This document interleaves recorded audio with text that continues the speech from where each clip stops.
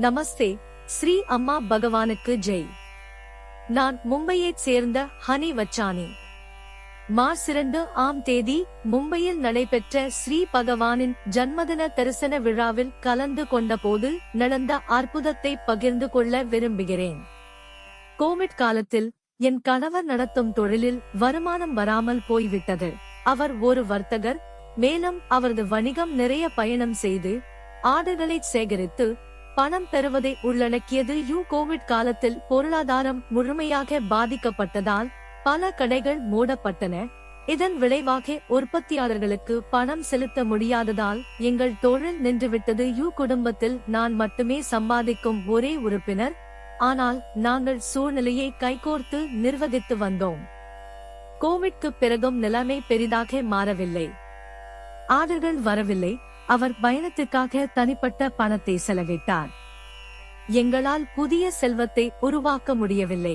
இதன் விளைவாக அவர் தனது சுற்றுப்பயணங்களை நிறுத்தினார்.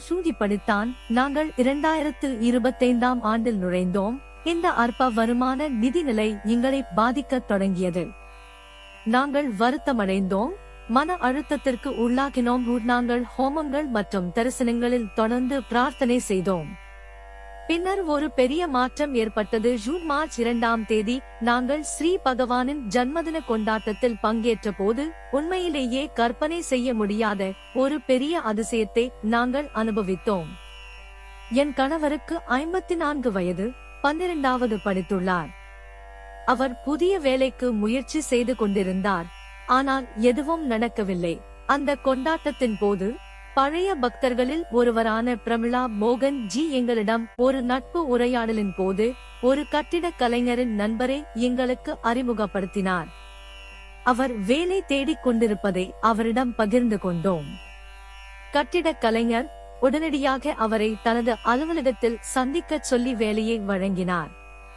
இது ஸ்ரீ பகவானின் ஏராளமான கருணையால் மட்டுமே சாத்தியமானது.